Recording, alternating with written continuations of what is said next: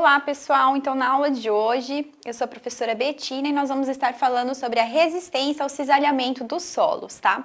Então o que seria a resistência dos solos? Como ela é definida então? Ela é a máxima pressão que o solo suporta sem ele estar sofrendo a ruptura.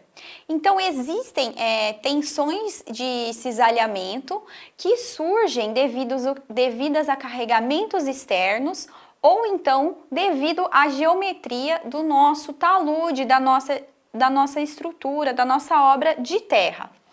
Então, se a gente atingir esse valor maior que a resistência que o nosso solo suporte, então tem que ter uma compensação para que fique estável.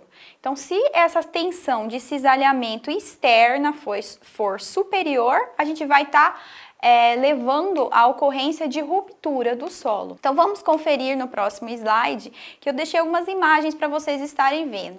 Qual é a finalidade então? Por que está estudando essa resistência do solo e está entendendo ela? Porque ela é utilizada então para encostas, então a gente tem que estar verificando em taludes naturais, em taludes de corte e de aterro, se a gente vai ter uma estabilidade. Está utilizando em barragens de terra, de água, então também é importante essa estabilidade. Em aterros, então quando a gente estiver realizando aterros de solo mole e fundações até. Então por isso que nós temos que estudar essa resistência do solo, entender os seus valores e saber o quanto que o nosso solo vai suportar para que não tenha um problema, né, de estar rompendo depois.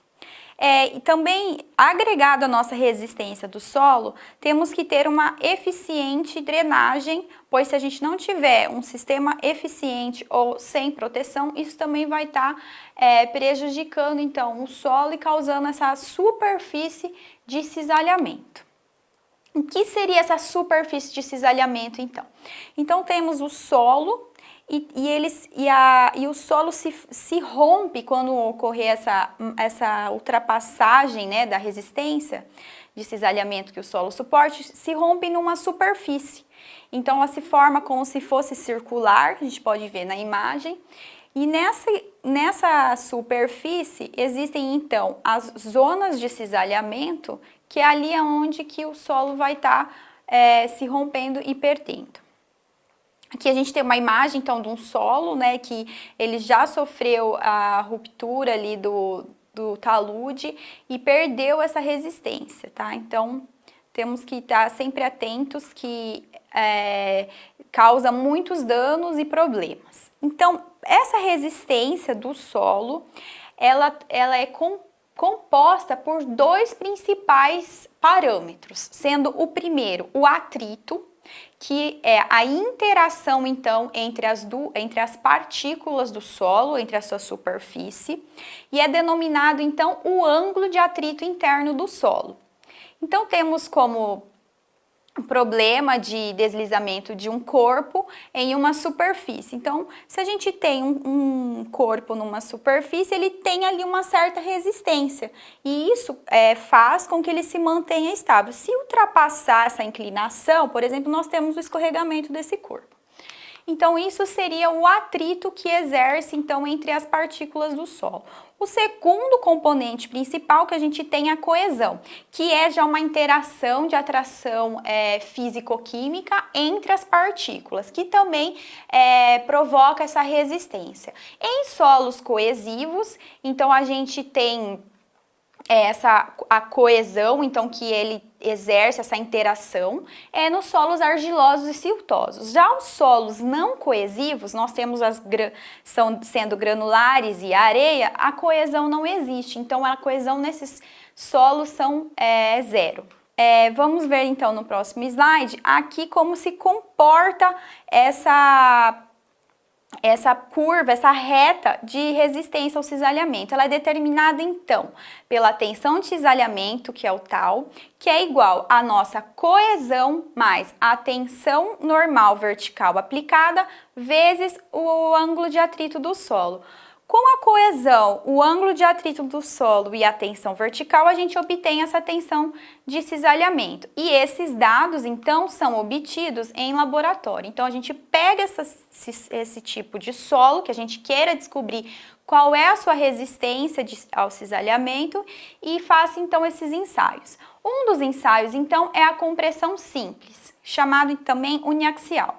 Então, pega-se a amostra de solo num corpo de prova, ele é mais simples e mais rápido, mais indicado para solos coesivos. Então, esse solo ele é submetido a uma tensão vertical única e aí aplicado no solo até que ele se rompa.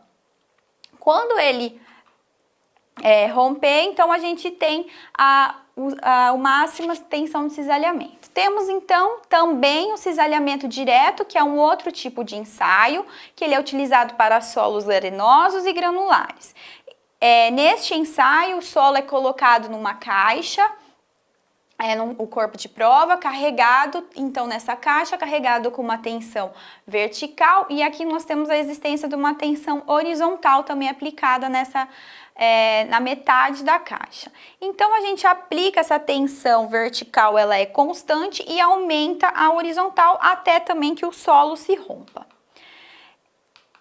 Então nesse ensaio de cisalhamento direto, a gente precisa ter pelo menos então 3 repetições da amostra do solo, variando essa tensão vertical. Então a gente vai conseguir ter a tensão vertical aplicada e a tensão de cisalhamento que ele suportou.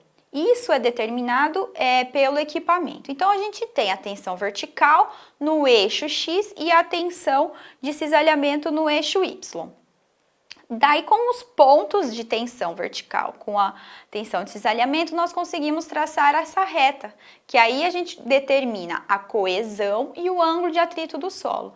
A coesão, então, é aonde a reta cruzar o eixo Y, nós temos o valor de coesão que esse solo suportar. Se ele for um solo, então, não coesivo, a nossa coesão é 0 e a nossa reta parte do ponto 0. Então, bem, temos os pontos da reta, temos a coesão e o ângulo de atrito.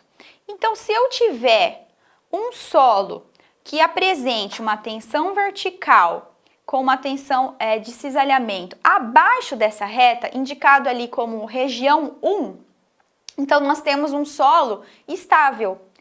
Se a gente tiver um solo que apresentou a tensão vertical e a tensão de cisalhamento na reta, ali no ponto 2, isso o que quer dizer? Que o nosso solo já está em eminência de se romper, porque a máxima tensão que ele suportou, que esse foi o ensaio, ele nos dá a máxima tensão de cisalhamento que o solo suporta. Então, se ele estiver na reta, se tiver uma tensão a mais aplicada, ele vai se romper. Então, não é ideal que a gente trabalhe com o nosso solo nessa tensão máxima limite. Se ele estiver acima dessa tensão, se a gente tiver uma aplicação de uma tensão cisalhamento acima, na região 3, quer dizer que o nosso solo já vai estar instável, ele já vai estar submetido à ruptura.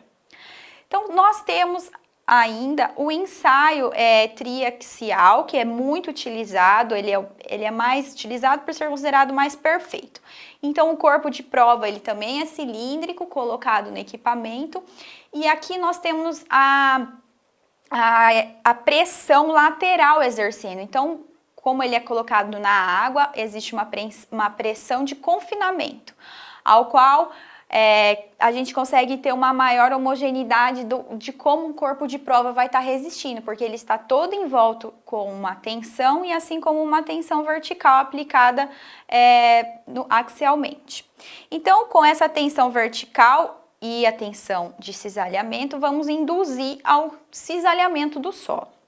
Diferente do ensaio de compressão de cisalhamento direto que nós tínhamos, no compressão triaxial, nós não traçamos uma reta. Com essas duas tensões, traçam-se os semicírculos dados pela envoltória de ruptura do círculo de Mohr, e com esses pontos tangentes, os 3 arcos, a gente consegue traçar a reta. Então, agora, com essa reta que está tangente aos arcos, temos a envoltória de ruptura. Então, se a gente tiver um solo na região 1, abaixo da envoltória de ruptura, então, com os nossos arcos, com uma tensão de cisalhamento aplicada abaixo do que o solo suporte, ele vai estar ok, vai estar estável. Se nós tivermos uma tensão aplicada igual no ensaio anterior, na reta, na linha de ruptura, a gente vai ter um solo em iminência de romper, que é o máximo que ele suporte. Se tiver, então, aplicado uma tensão superior acima da envoltória de ruptura, na região 3, isso quer dizer que o solo está instável e que ele já vai estar sendo submetido à ruptura. Então, obrigada, até a próxima aula, pessoal!